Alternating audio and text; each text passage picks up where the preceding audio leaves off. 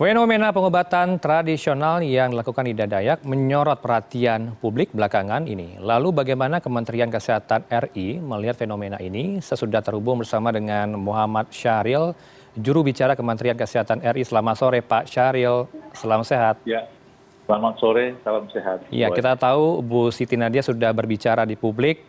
Kalau dari pihak Anda seperti apa pandangan Kemenkes tepatnya terhadap fenomena pengobatan alternatif di Cilodong Depok ini? Ya, terima kasih. Jadi pengobatan tradisional ini sebetulnya memang sudah diatur dalam peraturan Menteri Kesehatan ya, yang dikeluarkan tahun 2014 ya. Di mana pengobatan tradisional ini bagian dari pelengkap pengobatan modern yang ada. Karena warisan dari negara kita ini memang banyak sekali loh keterampilan mungkin obat-obatan herbal yang dapat dipakai untuk pengobatan tradisional. Nah, fenomena ini mencuat, ramai dibicarakan, viral, karena sangat atraktif ya. Yang kita tonton, seperti halnya Ibu Ida Dayak. Dulu pernah kita ada yang namanya Ponari ya, ingat ya, Ponari tahun 2000-an yang lalu, di mana begitu fenomena ini menjadi viral di seluruh Indonesia, bahkan di dunia. Seperti yang disampaikan oleh Pak Diki tadi, fenomena ini juga terjadi di negara lain ya. Artinya, pengobatan tradisional itu memang ada tempatnya ya. Hanya saja perlu diatur agar pengobatan itu mendapatkan satu izin, yang kedua pengawasan, sehingga tidak merugikan masyarakat. Baik, artinya dokter, posisi dari pengobatan alternatif, kalau kita ambil contoh di Cilodong itu, Ida Dayak, sudah standar dari Kemenkes atau bagaimana sejauh ini dari pembinaan yang sudah diberikan oleh Dinkes tempat? Nah, untuk yang dilakukan oleh Ibu Ida Dayak, itu kita belum mendapatkan data apakah sudah mendapatkan perizinan atau belum.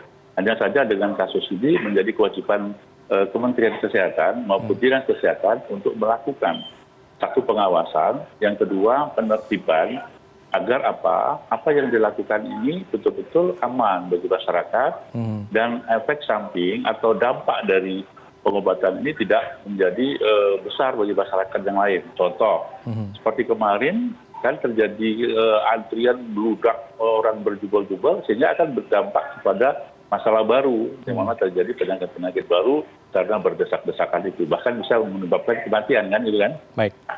Baik. Kalau mengacu kepada statement Panglima TNI, Dr. Syahril, yang menyatakan suara soal Kostrad fasilitas Ida Dayak di Cilodong, regulasinya sudah diatur di Permenkes. Respon Anda?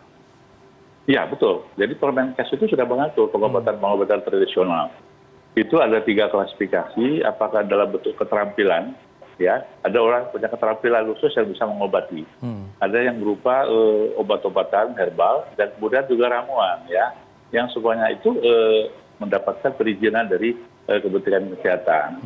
Ya, untuk dilakukan atau diberikan kepada masyarakat, tetapi semua yang melakukan pengobatan tradisional yang memberikan pelayanan publik juga harus terdaftar ya, yang kemudian harus mendapatkan pengawasan dari Dinas Kesehatan setempat.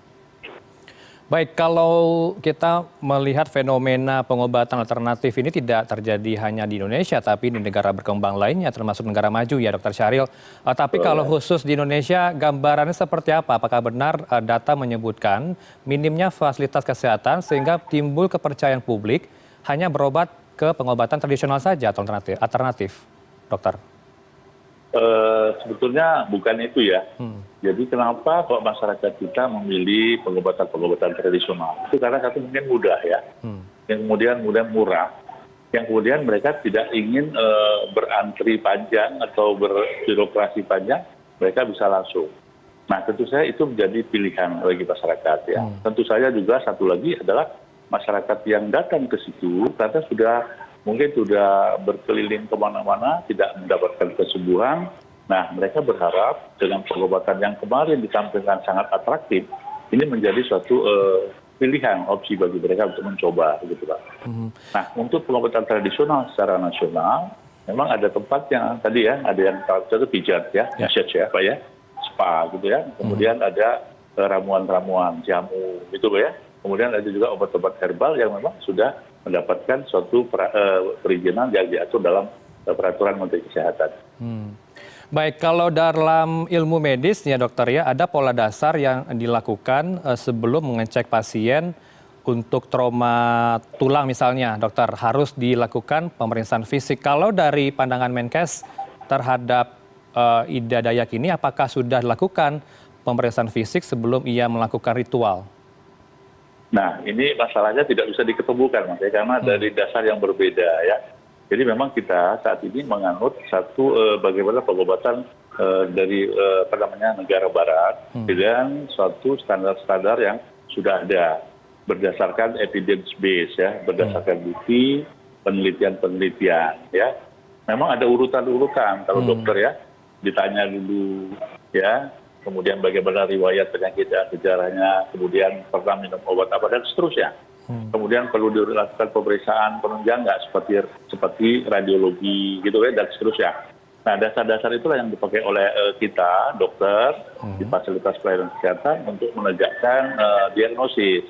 Apakah pasien ini berdaya patah tulang tadi ya? Apakah cukup dilakukan pemasangan gipsnya, atau perlu dilakukan operasi? Inilah yang menentukan dokter ortopedi yang akan menentukan apakah pasien ini dilakukan operasi atau tidak. Nah, sementara kalau di Ida Dayak ini kan tradisional ya, mereka tidak memakai urutan-urutan yang seperti kita sampaikan tadi, tapi mereka sesuai dengan tadi. Mereka punya keterampilan, keahlian yang menurut ya ilmu mereka begitu, hanya saja kita perlu mengawasi apakah ini membahayakan ya apa yang dia lakukan. Contoh ya, membahayakan, malah diputar-putar bisa makin patah nih, makin terbuka gitu ya, maka ada pengawasan. Atau obat yang diberikan oleh pengobat tradisional untuk hatara tadi, ini mengandung zat apa, harus terdaftar supaya bisa dijamin keamanan dan keselamatan bagi pasien yang minum obat tersebut. Gitu, ya, tentunya pemirsa di rumah, dokter penasaran dengan pengobatan Ida Dayak ini, pikir-pikir datang tidak ya ke Cilodong untuk bertemu dengan Ida Dayak untuk berobat. Adakah himbauan khusus dari pihak Anda agar kedepannya lebih teliti dalam berobat, khususnya dalam pengobatan tradisional, dokter? Ya, jadi pengobatan tradisional memang ada tempatnya di Indonesia ini dan diatur dalam Permenkes.